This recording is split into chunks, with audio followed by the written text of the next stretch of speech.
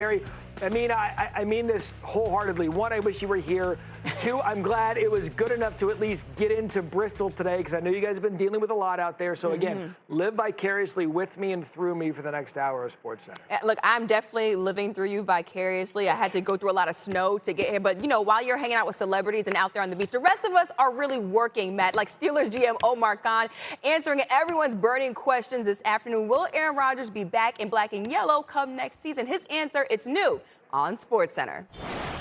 The door's open to have Aaron back. You know, I've had conversations with him. I spoke to him last week. You know, Mike McCarthy spoke to him, and you know, he knows how we feel about him. And you know, right now we're proceeding. You know, he's a free agent and he's not on the roster. So I mean, he knows how we feel, and I think we know how he feels about us. It was a good experience for both sides. Unfortunately, we didn't reach our goals on winning the games that we wanted to win at the end. But you know, there's a mutual respect there. Let's bring in our NFL insider, Louis Riddick, just to break some of this stuff down and have some good football talk with him. Omar also said in that he doesn't believe the Aaron Rodgers stuff is going to drag out like we've seen in years past. So from an organizational perspective, Louis, what do you think is the best thing for them to do at quarterback? Yeah, Matt, look, I think obviously having a bridge situation with Aaron is what's best for them. It may not be the kind of vernacular that Aaron Rodgers wants to hear, but that's the relationship between him and Mike McCarthy is one where they could still get another year out of him at a high level, just like they got last year with him, Mike Tomlin, and Arthur Smith, which I think they will be able to. I think obviously they need to continue to look at what Will Howard brings to the table at this point in his developmental process. And then obviously I think when you're talking about the draft, and I know you have Mason Rudolph and Skylar Thompson up there, but we're looking for a long-term solution at this position. And then I think Ty Simpson obviously is the guy who's right now in the wheelhouse for Pittsburgh where they pick 21st in the first round potentially. Yeah, we'll talk with Mel Kiper about that coming up in just a bit because it is a fascinating situation. You can only Band-Aid with a veteran quarterback for so long. And Adam Schefter said this morning on the radio that people aren't ruling out the possibility of Rodgers going to the Vikings and signing with them because they want to create a competitive environment for J.J. McCarthy. So is that something, Louis, that you might think fit not only for Rodgers but from the Vikings' perspective?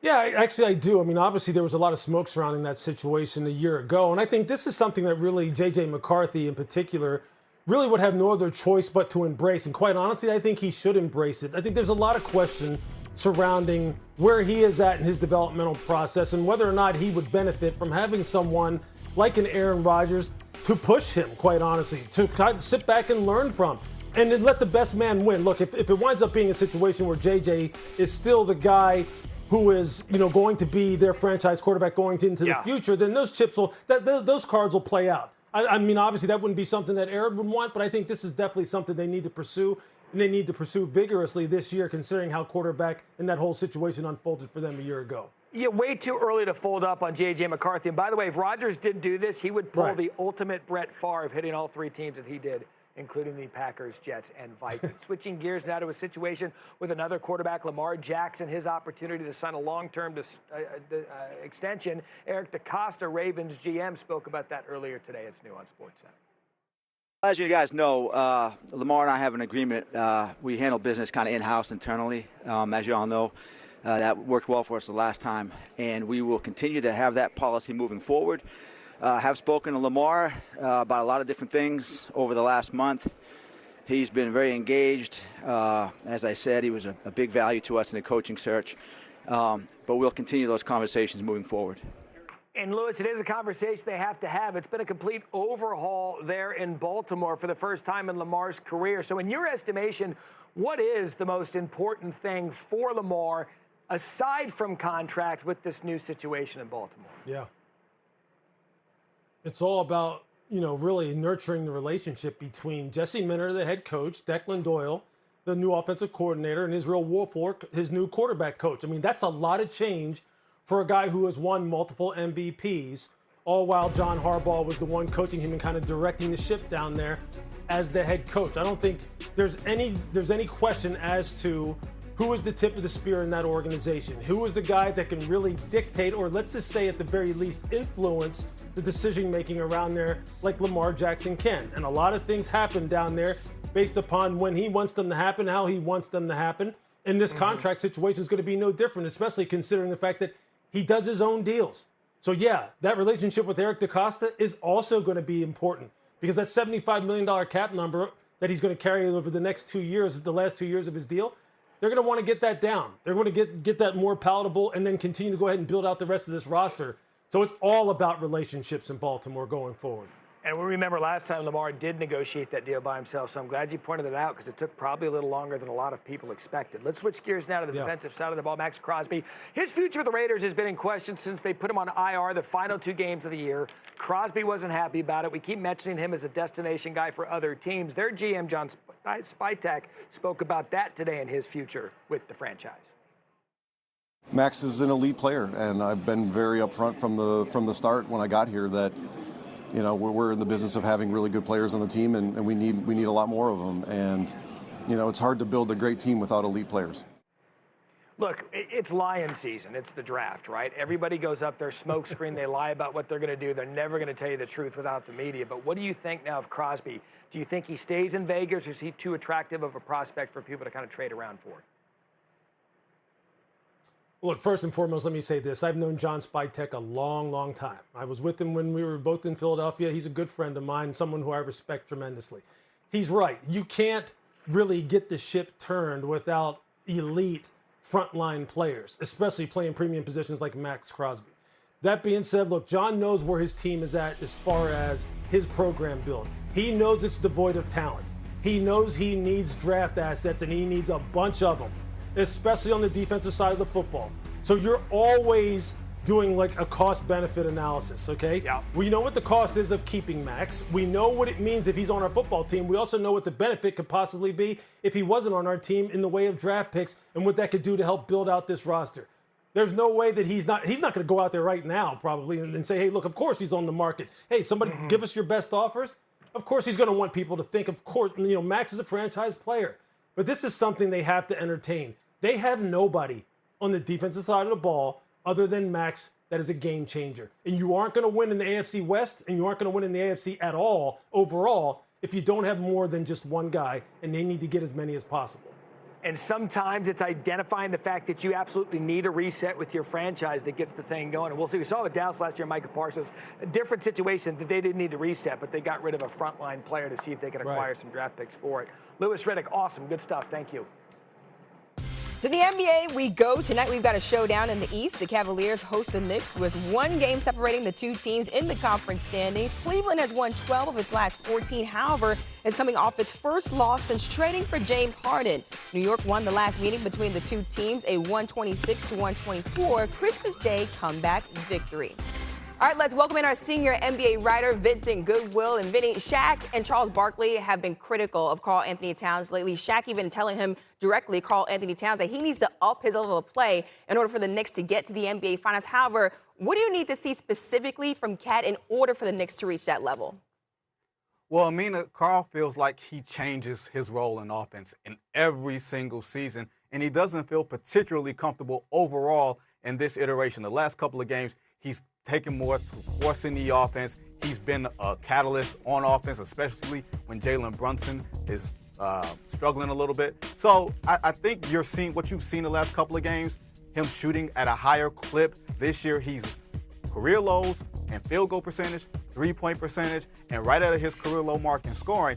If he gets back to the way he played last year, Amina, where he played some of his best basketball in his career, almost 40% from three, 52 from the field. If he's that, then the Knicks are right where they want to be come around playoff time. Let's go to the other side of this matchup. It's been over 2 weeks since James Harden had joined this Cavaliers team. How has he elevated this team to become a contender in the East?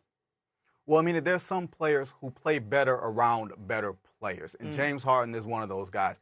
He's playing at such an efficient level, almost 50, 40, 90 in this very small sample size. He and Donovan Mitchell have worked well together. He's averaging around 19 and 9. He's not dominating the ball, and that was something I think a lot of people were going to be concerned about. Would James Harden try to become this 30-point player a night? Instead, he feels like a guy that can connect with Donovan Mitchell, that can get the best out of Evan Mobley and Jared Allen. And that's what the odds makers are seeing when they have the Cavs as the favorite in the Eastern Conference. I think a lot of people have to see it, but when you see James Harden possibly playing at his best, you can understand why there's that logic. Look, it looks good right now, but everyone wants to see James Harden show up when it matters in the postseason. Gotta do it in June. You got to do it in the postseason. Vinny Goodwill with the latest. Thanks so much, Vinny.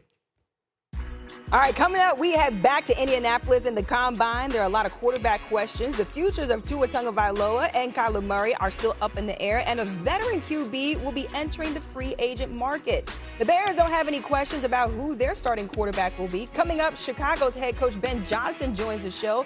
We'll get into this moment from last year as well, as we take a look at what he wants to see from Caleb Williams next season. Plus, Mel Kiper's latest mock draft is out, and he has the Jets making history. Seasons, the Dolphins and quarterback Tua Tagovailoa could be headed for a breakup. Cutting him could force Miami to take as much as a $99 million dead cap hit. A trade of Tua might lead to the team to eat some of that nearly $60 million guaranteed to him over the next 2 seasons. First-year Miami GM John Eric Sullivan spoke about it today at the Combine. Take a listen. It's new on SportsCenter. We're evaluating the entire roster, right? As it pertains to Tua, I know that question is coming, so I'll just get ahead of the curve. We've had conversations with Tua and his representation. Everything's on the table, including the potential of a trade.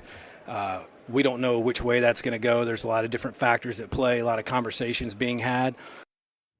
Let's bring in our NFL insider, Phil Yates. And Tua Tagovailoa's tenure with the Dolphins could possibly come to an end. A lot of money to eat up with that contract there. However, where's the best landing spot for Tua? I mean, I'll be honest with you. I'm having a hard time finding a spot for Tua as a starter in 2026 in the NFL. Obviously, he had a very disappointing season this past year. The appeal for a team would be that Tua is going to be free if he is released by the Dolphins because of all the guaranteed money. Let's look at backup options, though. If I'm Tua, there might be a part of me after a difficult career or difficult finish to his career in Miami that is motivated to go to a place like the Los Angeles Rams to back up Matthew Stafford, where obviously he would only play if Stafford gets injured, but it's very good infrastructure. And we have seen quarterbacks go to places with the intention to be a backup and land on their feet a year later. Sam Darnold, of course, the most recent example when he went to San Francisco knowing he would not play behind Brock Purdy. Yeah, definitely a weird situation with Tua and all that money that's coming. A lot of money right there. A lot of M's coming with him. Let's turn our attention to the NFC West. Kyler Murray's future has been in question as well. GM Monty Austinford spoke about it today. Yeah, I've always had a good dialogue with Kyler, and I'd say it wasn't up to what Kyler wanted. It wasn't up to what any of us wanted as a season as a whole. And so when you had the kind of year that we had, there's a lot of room for improvement. All options are on the table for us. Okay, we got Kyler, Jacoby, Keaton, all under contract. As it pertains to that position, as it pertains to every position on our team, we're going to look at every avenue to improve. You heard it right there. All options are on the table. Where could be the best landing spot for Kyler Murray if the Cardinals part ways with him? Yeah, let's start there. I do think Kyler Murray's days as a Cardinal are going to be done soon. And I know that people are going to say, when you mentioned the Minnesota Vikings, what about Kyler Murray's skill set suggests he is a fit for Kevin O'Connell with some of the quarterbacks he has recently had success with, Kirk Cousins and, of course, Sam Darnold? My answer would be it's not that he's stylistically like those players. It's that I believe in Kevin O'Connell as a quarterback developer, a quarterback whisperer of sorts, and this is not a robust market, right? It's not a good draft for quarterbacks beyond Fernando Mendoza, and there really aren't many free agent quarterbacks that are going to be particularly appealing around the NFL. So a guy like Kyler in a second act might be appealing to Minnesota. You mentioned Kirk Cousins just a few seconds ago. Kirk Cousins, his future also in question. The Falcons GM addressed it earlier today. I did talk to Kirk and his representation, Mike McCartney, letting them know that we will release him on the first day of the league year. Just felt that was out of respect for Kirk and Mike, his agent, and what he's done in his career. I owe that to him. We owe that to him to allow him some clarity going into free agency. All right, so we know Kirk Cousins, he will be released. So which team could benefit from the most from adding a vet like Cousins to their locker room? I actually thought that Kirk Cousins could stay in Atlanta on a restructured deal for one more season as they wait for Michael Penix Jr. to return. There aren't a lot of obvious options here for Kirk as well. The Cleveland Browns were a team that made sense in the past because of Kevin Stefanski's presence there, and I do wonder if Cleveland will continue to explore options on the quarterback market this offseason. I think they're more likely to kick the tires in the draft. They have a somewhat crowded crowded room right now with Deshaun Watson and 2 players they drafted last year, and Shedeur Sanders and also Dylan Gabriel. But if Cleveland doesn't feel like one of those are their answers, then Kirk Cousins could perhaps be a fit to go back to Cleveland, where he has been linked to at the very least in the past. Look, I feel like there's been so many quarterbacks in Cleveland at this point. Yeah. Maybe they just need to figure out what they have right now. That's probably true. Figure out what you have right now and then try to move forward with what you got. I think the theme, though, this offseason for people that are saying, like, my team's going to land there on quarterback, there aren't a lot of inspiring options. Reese at 2. Mel has no SEC players in his top 10. The last time that happened, 2006, and it's only happened 4 times in the common draft era. As we welcome in our draft analyst, Mel Kiper Jr., fresh off his latest mock. So, Mel, look, we know that the Jets need a lot. Let's just be blunt about it. But why do you think that qualifies for Caleb Downs now at 2 in your latest mock? Who's going to bring a culture change to the Jets on the defensive side? Who's going to tolerate nothing but winning and the attitude that takes to win and doing all the little things that take? So that's Caleb Downs. So talk to Nick Saban about Caleb Downs and see what he feels and how good he feels he can be at the pro level. Think about the defensive coordinator extension onto the field. That's what this kid is from a football IQ standpoint, Matt. They didn't have an interception last year. The Jets didn't, okay? Aaron Glenn had 41 in his career. He's sitting there watching the sidelines, a team that can't pick off a pass. Caleb Downs, like Kyle Hamilton, what he's meant to the Baltimore Ravens. Safety's now huge in the NFL, the way they move around. So it's got a position that's too high for. Eric Turner went 2nd overall and turned out really good. And the other guys that went high, like Eric Berry, Sean Taylor, and others, turned out great as well. So I think it's a really good pick if the Jets look at Caleb Downs with 2nd pick overall over Arvell Reese and David Bailey, which will be a tough call after all said and done. There's no question, though. Caleb Downs is a frontline star, so anyone who gets him in that top 5 is going to end up with a perennial all-pro each and every year. He was so good at both Alabama and Ohio State. Speaking of the Jets, in your first mock, you actually had Ty Simpson going there, Alabama quarterback at 16, but now you have him coming down to the Steelers at 21. Why the move? Head coach comes in, McCarthy, and picks his own quarterback, right, Matt? And I think you look at Ty Simpson. Obviously, you thought the Senior Bowl would be a great venue. He had the injury, wasn't able to participate. Now the Combine will be really important for Ty Simpson. When he was, obviously, at Alabama, not getting any help from the offensive line, inconsistency at wide receiver, no running game. He was still at 22 touchdown passes and 2 picks into mid-November. Then he had those 5 fumbles lost, had some struggles. Ty Simpson can let it rip. He's got a faster, more athletic version of Mac Jones, who went 15th overall not that long ago. So for me, at 21, you're in a division with Burrow and Lamar. New head coach handpicks his own quarterbacks. In this case, would be 23-year-old Ty Simpson. I would say, too, only 15 career starts in Alabama, so you're probably going to need him to cook a little bit, maybe in the preseason, and wait behind a veteran to see what he can do eventually, but a talented player nonetheless. And you bring it up. I know Fernando Mendoza, we know that's happening. Ty Simpson, we expect to be the 2nd quarterback overall. Combine this week in Indy. Talk to me about QB3 coming into this draft. Wide open, Matt. All the names from August. Garrett Nussmeier, right? Cade Klubnik, Cole Payton at North Dakota State, Drew Aller at Penn State. I'm going to go to Taylon Green from Arkansas. Why? Because he's super talented. He's the LTPer. He looks the part. Go back to his days at Boise State as a redshirt freshman. He's read 10 rushing touchdowns. This past year, 777 rushing yards at Arkansas. But he was 59% or lower in 6 games. The completion percentage isn't what you need it to be. The inconsistent accuracy, that's something he needs to show. Be accurate with his throws at the Indy Combine, and in conjunction with his athletic and physical ability, I say he's an LTPer. He could be a guy, if he shows that accuracy, that rises up some boards. Mel, we saw him at the Senior Bowl. Field Yates, Lewis Riddick, Mike Tannenbaum, we were all there, and there was about 3 or 4 times during practice where we kind of looked at each other and we're like, oh, this guy looks the part, and he can be special again if you give him time to develop. He is certainly one to watch this draft, as are you in your mock drafts. We'll continue till draft day. Mel Kiper with the latest. Matt. Mel, thank you. In the first half, dominated by Green Bay. Packers 21, Bears 3. We don't like that score at halftime. Nobody does. And yet, this is a great opportunity for us to turn this thing around into a game that we'll never forget. And that's what they did. And it is 27-24. Got to go down and score again. The only option we had was to win the effing game. Caleb with a throw down the left sideline. Touchdown. Bears now have a 4-point lead. The season on the line. Looking around, still looking. He throws left side of the end zone. Game is over. Game is over. The Bears are going to the divisional round, baby. The Bears under Ben Johnson had a season that would knock your shirt off. Chicago more than doubled their win total from 2024, won the NFC North, and secured their first playoff victory in 15 years. But is Chicago ready for a Super Bowl leap? History says the Bears are due. The Eagles and Seahawks lost in 05 and 06, but both won 20 years later. Chicago lost in 07, and right, they are 25-1 to win the Lombardi. All right, joining us now is a man behind the machine, Bears head coach Ben Johnson with us. And Ben, thank you so much for joining us here on SportsCenter. You said during your end-of-season presser, the Bears are going back to square one. You were just in that spot a year ago as a new head coach. What can you lean on going into year two that you learned from year one? Well, I think we know our roster a lot better than what we did a year ago.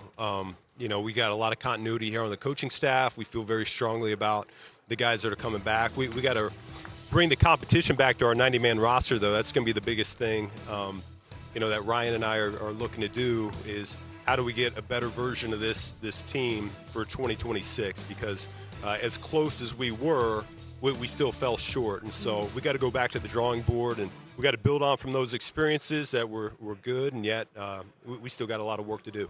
And Caleb Williams had an incredible sophomore leap, and he's targeting the 2013 Broncos offensive records as some of his own goals for next season. What do you hope Caleb's next strides are leading this offense?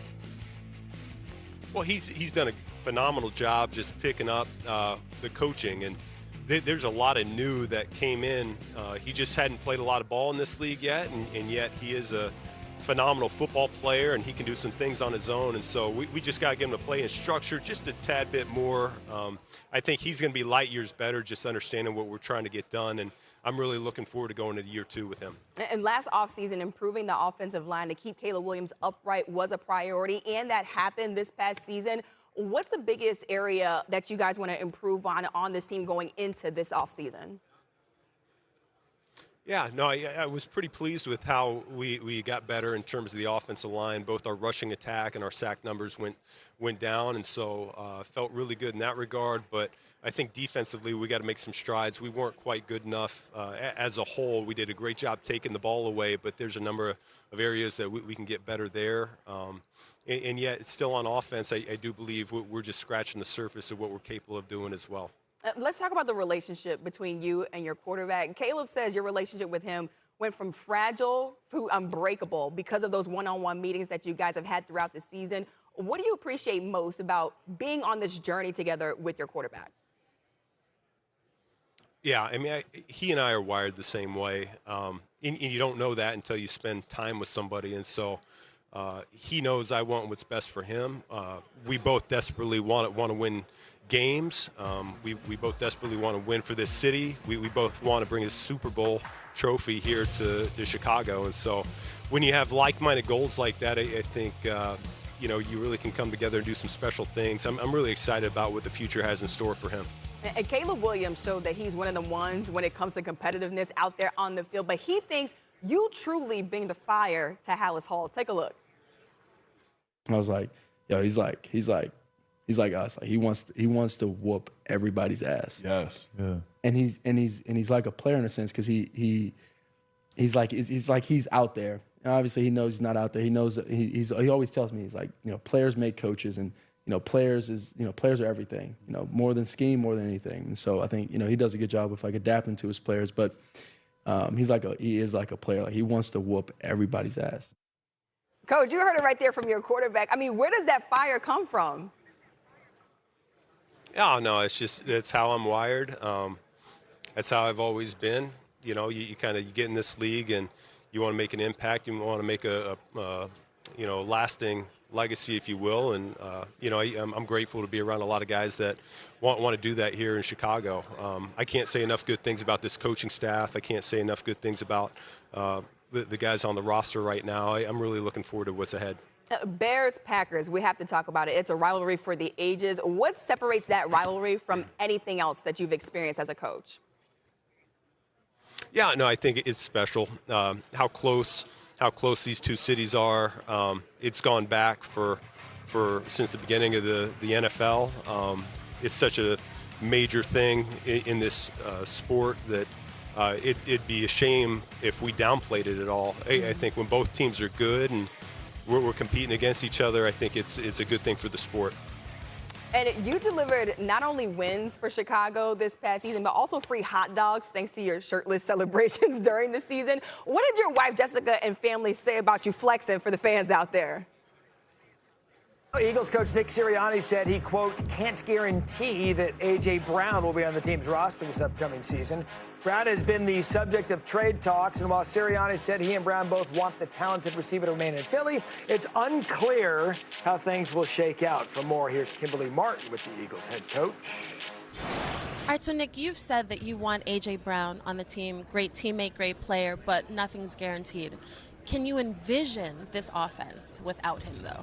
He has meant so much to our football team these past 4 years. And like I said, I've always said, I've never hated my relationship with him and the relationship that I have with him. And it's been awesome going to work with him, going to battle with him over these past 4 years. And, we're at a point that, we want to keep good players around. Like, it's not at a point, that's what they always want to keep good players around. And so, always excited to have him on the football team and look forward to continuing that relationship. I know I want to continue that relationship. I know he wants to continue that relationship, and excited about that. Now, you had a pretty extensive search for an offensive coordinator.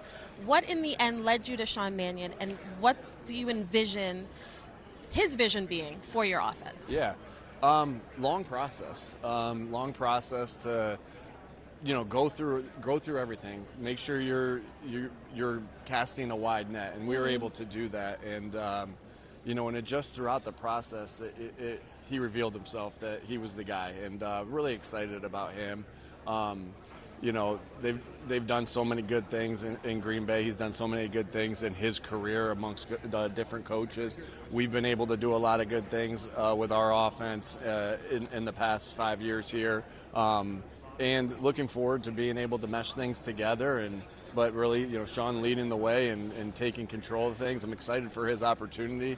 It was very obvious of how good of a football coach he is, and it's been very obvious every single day that he's been in the building. So excited about this partnership. Again, Louis Riddick, they're not going to come out and say negative things about one another because that's bad for business. So ultimately, where do you see this thing headed this offseason between the Eagles and A.J. Brown? Yeah, it's amazing, what Nick wouldn't say, right? I mean, obviously he's going to, pump up the player, and rightfully so. Look, A.J. Brown is a dynamic, true bona fide number one. Outside lane, X or Z receiver who, when the team knows they're going to him, you can still throw it to him and he's still going to win. But see, the game, in the NFL is not just about collecting talent. It's about building teams. It's about maintaining team chemistry. It's about maintaining a culture. And right now, something's off there.